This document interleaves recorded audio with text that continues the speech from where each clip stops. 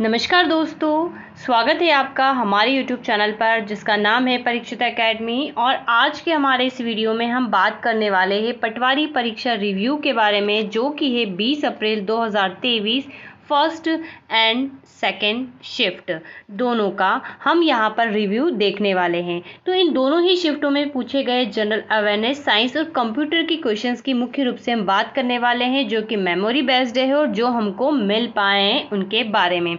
So guys, video में आगे बढ़ते हैं, लेकिन उसके पहले हमेशा की तरह कहना चाहेंगे कि अगर आप भी हमारे इस यूट्यूब चैनल पर नए हैं तो चैनल को सब्सक्राइब करें, वीडियो को लाइक शेयर ज़रूर करें। तो चलिए आगे बात करते हैं। तो दस्तखतिया किस राज्य का लोकप्रिय लोक रंगमंच है? क्वेश्चन आया है, तो ये ओडिशा का है। क्वेश्चन पूछा गया था कि भारत में योजना आयोग का गठन कब किया गया था? तो ये किया गया था 15 मार्च 1950 को। ये गैर संवैधानिक निकाय था और वर्तमान में इसके स्थान पर जो है नीति आयोग काम करता है। ठीक है, इसका स्थान नीति आयोग ने ले लिया है। अगला क्वेश्चन है कि रामायण और महाभारत को कौन सा नृत्य दर्शाता है? तो कथकली और कथक दोनों ही नृत्य जो होते हैं महाभारत और रामायण के दृश्यों को दर्शाते हैं। अभी डिपेंड करता है कि ऑप्शंस क्या रहे होंगे।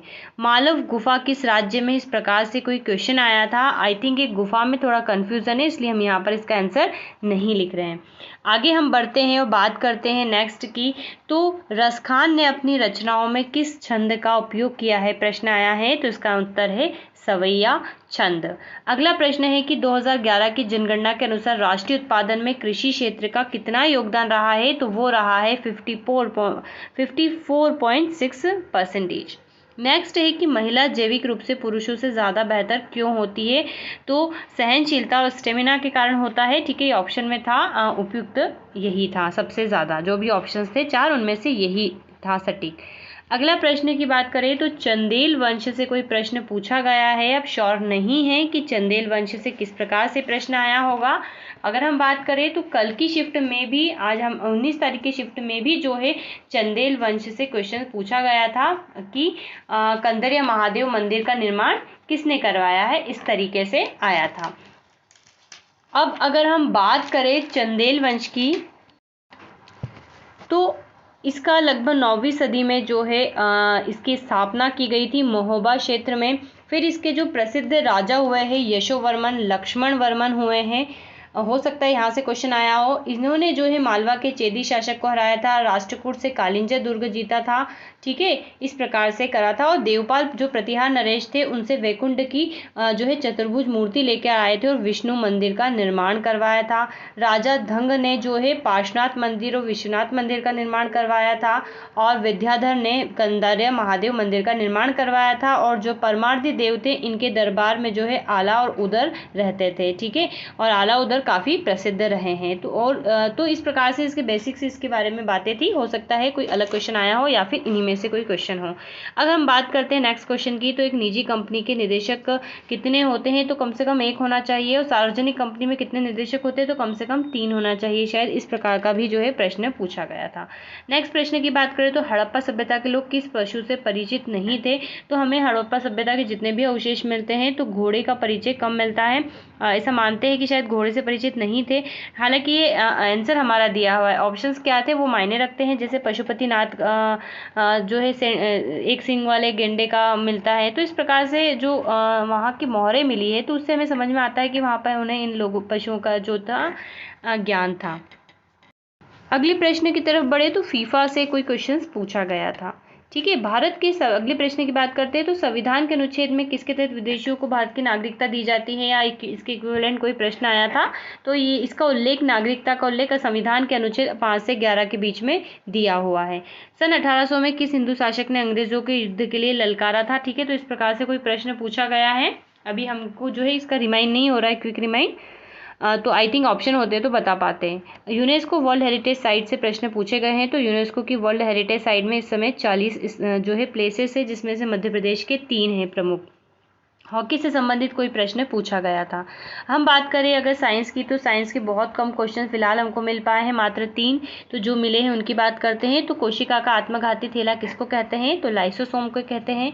चांदी का रासायनिक सूत्र जो है Ag होता है। और मछली पानी में सांस कैसे लेती है? तो गिल्स के द्वारा सांस लेती है। एक्चुअल में कम क्वेश्चन मिलने का कारण भी है कि अब परीक्षा धीरे धीरे जैसे जैसे हो रही है, कंप्लीट हो रही है, 1 महीने से ज़्यादा हो गए हैं, तो एस्पिरेंट्स भी अपना इंटरेस्ट जो है यहाँ से लूज़ कर रहे हैं, ठीक है, इसलिए वो बताना उचित नहीं समझते, तो क्वेश्चंस जो है कम मिल पाते हैं। चलिए अगले प्रश्न की तरफ बढ़ते हैं। तो साइंस हम बात करते हैं कंप्यूटर की। तो कंप्यूटर में प्रश्न आया है कि एमएस वर्ड में किसी पैराग्राफ को केंद्रित करने के लिए कौन से संक्षेप का उपयोग करते हैं? तो Ctrl+E का करते हैं। इंटरनेट से संबंधित कोई प्रश्न पूछा गया था, नेटवर्किंग, इसी प्रकार से अन्य जो है टॉपिक, उनसे भी प्रश्न आए थे। सटीक क्वेश्चन नहीं मिले, इसलिए हम टाइम वेस्ट नहीं करते हैं, आप देख सकते हैं। अब हम आ जाते हैं सेकंड शिफ्ट पे। तो सेकंड शिफ्ट में प्रश्न पूछा गया है कि अनिल काकोदकर का संबंध मध्य प्रदेश के किस जिले से? एमपीपीएससी में आया हुआ प्रश्न है। तो इनका संबंध जो है बड़वानी से है। भारत के परमाणु ऊर्जा आयोग के पूर्व अध्यक्ष रह चुके हैं। मध्य प्रदेश का साइंस मैन भी इनको कहा जाता है। और साथ में 2009 में इनको पद्म विभूषण पुरस्कार भी प्राप्त हुआ था, तो ये हमें याद रखना है। लीलावती पुस्तक के लेखक कौन है? ये पटवारी परीक्षा में ही रिपीट हुआ था। तो भास्कराचार्य द्वितीय जो है लीलावती पुस्तक के लेखक है। 1150 में इन्होंने बुक लिखी थी। ओलंपिक पदक विजेता पहली भारतीय महिला कौन है? तो कर्णम मल्लेश्वरी है, जिन्होंने ब्रॉन्ज मेडल जीता था, ठीक है, सिडनी ओलंपिक में।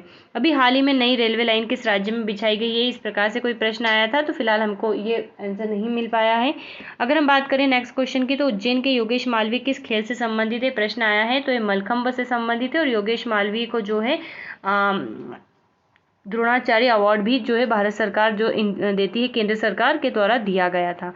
प्रधानमंत्री ने 13 अक्टूबर 2020 को चौथे वंदे भारत एक्सप्रेस ट्रेन की शुरुआत किस राज्य से की? तो वो की है हिमाचल प्रदेश से। अगले प्रश्न की बात करें तो रक्षा मंत्री राजनाथ सिंह ने किस राज्य में सियोम पुल का उद्घाटन करा है? तो इसका सही जवाब है अरुणाचल प्रदेश। गुप्त गोदावरी मध्य प्रदेश में कहाँ बहती है? तो इसका सही जवाब है चित्रकूट में बहती है। भारतीय वन्यजीव संरक्षण अधिनियम कब लागू हुआ? ये भी रिपीट क्वेश्चन है। 1972 में जो है ये एक्ट लागू हुआ है। और महात्मा गांधी की यंग इंडिया नामक पत्रिका कब प्रकाशित हुई? तो ये जनरली 1919 में प्रकाशित हुई थी, तो मान सकते हैं 1919-1931 अंग्रेजी भाषा में प्रकाशित जो है ये साप्ताहिक पत्रिका रही है।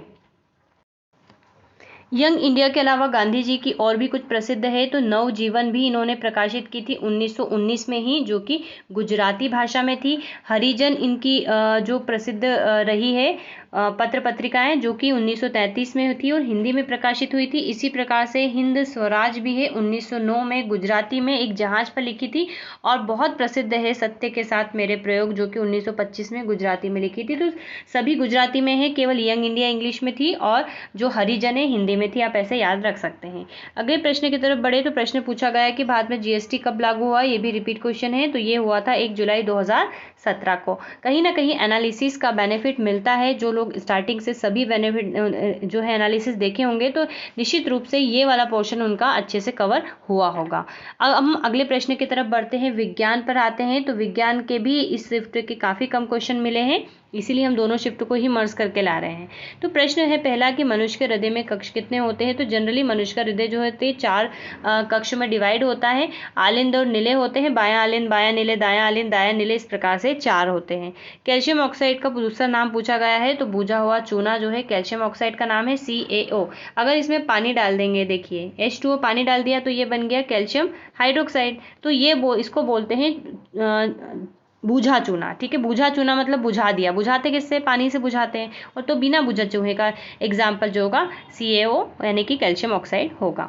लेड का रासायनिक नाम पूछा है। तो जनरली Pb इसका सिंबल है, इसको लेड कहते हैं और इसको हिंदी में सीसा कहते हैं। अब ऑप्शन में क्या था ये आप लोग ही जानते हैं। चलिए, वायरस से होने वाले रोग पूछा गया था। 4 ऑप्शंस पर डेफिनेटली आंसर डिपेंड करता है, लेकिन हम बात करें वायरस से होने वाले प्रमुख रोगों की, तो चेचक, influenza, chicken pox, measles, rabies, polio, AIDS जो है वायरस से होने वाली प्रमुख बीमारियां हैं। अब निश्चित रूप से अभी क्वेश्चन आया होगा, तो कुछ क्वेश्चन जो होंगे बैक्टीरिया वाले वायरस के होंगे, बैक्टीरिया से होंगे, कवक से होंगे कुछ बीमारियां, और वहीं से जो है आंसर पूछा गया होगा। अब हम आ जाते हैं हमारे कंप्यूटर पे। तो कंप्यूटर की बात करें तो पूछा गया है HTML का पूरा नाम, रिपीट क्वेश्चन है, हाइपरटेक्स्ट मार्कअप लैंग्वेज, CPU का कार्य क्या है? तो आई थिंक ये ऑप्शंस अगर आपके पास होंगे तो आप बेहतर तरीके से इसको भी बता पाएंगे। अगला प्रश्न पूछा गया है कि जो अपने स्किल्स का उपयोग अपनी हैकिंग स्किल्स, ओके, अपनी हैकिंग स्किल का उपयोग अवैध कार्यों के लिए नहीं करते हैं, बल्कि नैतिक और लीगल तरीके से साइबर स्पेस की कमियों को ढूंढने के लिए करते हैं, तो उसको क्या कहते हैं, तो उसको कहा जाता है एथिकल हैकिंग। ठीक है, तो ये कंप्यूटर के भी 3 प्रश्न मिल पाए हैं हमको एग्जैक्टली। और इसके अलावा मेमोरी, कट और पेस्ट की शॉर्टकट की पूछी गई है, full form antivirus, input output device, networking, MS Excel वगैरह से जो है क्वेश्चन पूछे गए हैं। तो इतने ही क्वेश्चन हमको मिल पाए हैं परफेक्ट, तो हमने उनकी यहाँ पर बात कर ली। तो फ्रेंड्स, हमने यहाँ पर 20 अप्रैल की फर्स्ट एंड सेकंड शिफ्ट सभी की बात कर ली। हमने बात नहीं की है तो मैथ्स की, मैनेजमेंट की, रीजनिंग की, और एक बच गया हमारा हिंदी। ठीक है, तो इन टॉपिक्स की बेसिकली हमने बात नहीं की है। तो आप समझ गए होंगे कि अगर आप इन, और इंग्लिश एक बच रहा है इंग्लिश, अगर आप इन सब्जेक्ट के लिए भी आई थिंक आपको पता होगा आपको क्या पढ़ना है, तो आप अच्छे से अपनी तैयारी कीजिए। Have a nice day, best of luck and thanks for watching.